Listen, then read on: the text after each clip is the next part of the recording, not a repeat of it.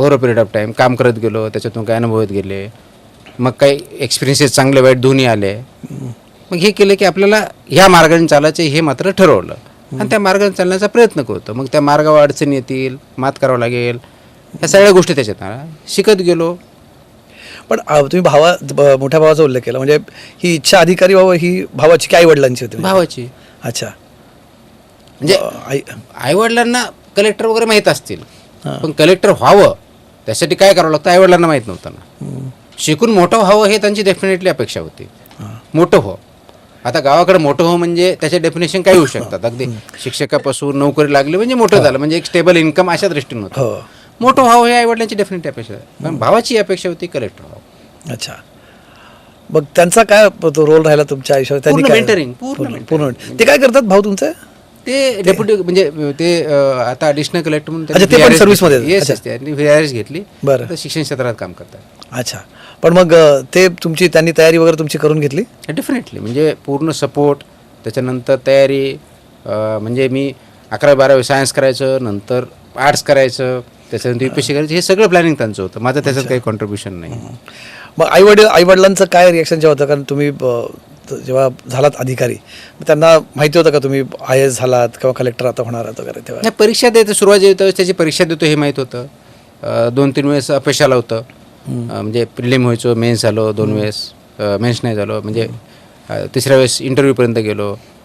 मग ते नाही झालं तर नंतर त्या पुस्तकाचं आलं की मग मी MPSCचा अटेम्प्ट दिला, त्याच्यामध्ये जो 3-4 वर्ष गेले, मध्ये लेक्चरशिप केली, पण प्रयत्न करतो हे माहीत होतं. आई वडील म्हणायचे की मला मला आठवतं आहे की वडील एक वेळेस बोलले होते की मी इकडे PhD पण करत होतो त्यावेळेस, इकडे लेक्चरशिप करत होतो, MPSC तू कलेक्टरची परीक्षा त्याच्यावरतीच फोकस केलं तर होऊ शकतं, सगळ्या काय करतो एकच कर, असंही बोलले होते. आणि भावाचं तेच म्हणणं होतं. बट आपलं ते एक युग असतं, त्यावेळेस भावाला तो निर्णय आवडलेला नव्हता की मी UPSC 3 दिला आणि मग MPSC करायचा, हा निर्णय आवडलेला नव्हता. बरं, त्यांना आवडलं. मग त्या 2-3 वर्ष आम्ही बोलत पण नव्हतो. लिटरली त्या काळामध्ये बोलणं बंद केलं भावाने की हे मला आवडलेलं नाही म्हणून. बापरे. आणि मग त्याच्यानंतर UPSC देऊन ज्यावेळेस रिझल्ट लागला त्याच वेळेस मी बोललो. ज्यावेळेस रिझल्ट लागला फायनली त्यावेळेस माझा फोनवरती बोलणं झालं. म्हणजे 2 वर्ष आम्ही बोलतही नव्हतो, 2-3 वर्ष. बापरे. फक्त याच कारणावर? याच कारणास्तव. UPSC सोडून MPSC दिली म्हणून? याच कारणास्तव होतं. परत काय असतं ना, म्हणजे आपले अनेक मित्र त्या काळात होते की ते अटेम्प्टवरती अटेम्प्ट द्यायचे आहेत, घरनं खूप प्रेशर असायचं की बाबा आता किती वर्ष हे करणार आहे. नाही, माझ्याकडे उलट होतं, तुमची काळजी करू नका भावाचं पर्टिक्युलरली, की याच्या बाबतीत काळजी करू नका, यू गिव्ह युअर 100% आणि तुला ते व्हायला पाहिजे, असं त्यांचं म्हणणं होतं. अच्छा. म्हणून whatever I am because of the family, आई वडील भाऊ बंधूचे मुळच आहे. मी सुरुवातीला जो उतारा वाचला तो पुस्तकातला आईबद्दलचा होता. आईच्या खूप म्हणजे सगळेच असतात, तुमचं एक विशेष अटॅचमेंट आईंबद्दल? सगळ्यांचंच आईशी तुमचं घरात तुम्ही म्हणजे हे करत असताना तुमचं आम्ही बघितलं नाही, पुस्तकातही तो उल्लेख आम्हाला अनेकदा आला. आई आमची स्पिरिच्युअल होती खूप. हां. म्हणजे कदाचित हा इन्सिडेंट सांगावं की नाही मला माहीत नाही आहे. आई वडिलांनी पंढरपूरच्या पायी वाऱ्या बऱ्याच केलेल्या आहेत. अच्छा.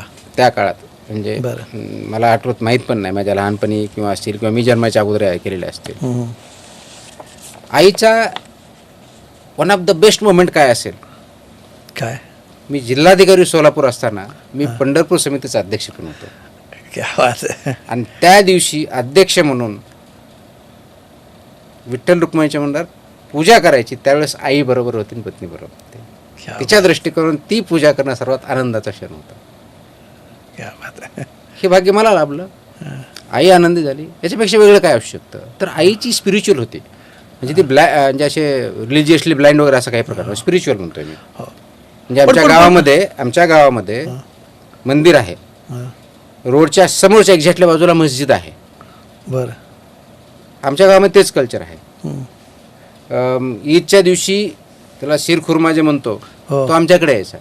दीपावलीच्या दिवशी आमचे लाडू त्यांच्याकडे द्यायचे. हे अजूनही चालू गावामध्ये. ॲब्सोल्युटली कुठे काही प्रॉब्लेम नाही, म्हणजे कुठेही भेदभेद नाही.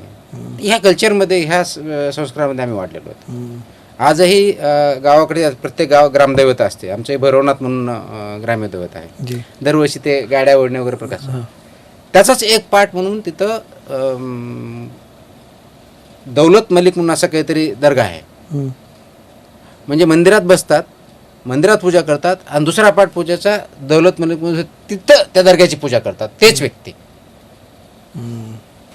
Just imagine, this is real India. थोडंसं हा खरा इंडिया आहे. खरं आहे. इथं कुणी सांगत नाही, बघत नाही, अगदी व्यवस्थितपणे चाललेलं, कुठं काही अडचण नाही. ह्या कल्चरमधून आलेलं आहे. ही शिकवणूक आम्हाला आहे. पण हा आता विषय निघाला म्हणून, पण आता हे सगळं थोडं तुम्ही आता सांगितलं की तुमच्या गावात एके बाजूला मस्जिद आहे, तिथला शिरखुर्मा मंदिरात येतो किंवा पालखी निघते, ती मस्जिदीमध्ये पहिला मुक्काम करते किंवा काय, हे थोडंसं बदललेलं वातावरणात तुम्हाला थोडंसं जे वातावरणात वाढलेल्या व्यक्तीला सध्या जी असहिष्णुता वाढलेली आहे, धार्मिक विद्वेष वाढलेला आहे, ह्याच्याकडे कसं बघतात Tukaram Munde? Time have change. Naveen technology आलेली आहे. फॉरवर्ड कल्चर खूप वाढलेलं आहे. त्याला आपण सोकाट व्हॉट्सअप युनिव्हर्सिटी म्हणतो किंवा इतर म्हणतो. आलं ते स्क्रोल करत राहायचं आणि ते अल्गोरिदम असं आहे की जे तुम्हाला आवडतं, ज्याच्यावर हसता, ज्याच्यावर स्टॉप करता, त्याचे तुम्हाला रील्स परत परत येतात. जी. त्या अल्गोरिदमच्या माध्यमातून आपण काय करतो, तर तुम्हाला जे आवडतं तेवढंच तुमच्याकडे पाठवलं जातं. दिस इज अल्गोरिदम. अल्गोरिदम, बरोबर. तिथं आपली विचार करण्याची क्षमता ऑलमोस्ट बंद होते किंवा आपण बंद करतो. That is the problem. आणि फक्त मी याच्याबद्दल नाही, मी ते व्हॉट्सअप असेल किंवा इन्स्टा असेल, कोणते असेल, रील्स असेल, आपण काय शिकलं पाहिजे याच्यातून, तर जो तुमच्याकडे रील येतोय त्याचा सोर्स काय, तो खरा आहे का, फॅक्ट चेक, त्याला क्रॉस चेक करतायत का, आणि नसेल तर रिजेक्ट करतायत का, हा प्रश्न आपण सर्वांनी स्वतःला विचारायची गरज आहे. म्हणून आपल्याला गरज याची आहे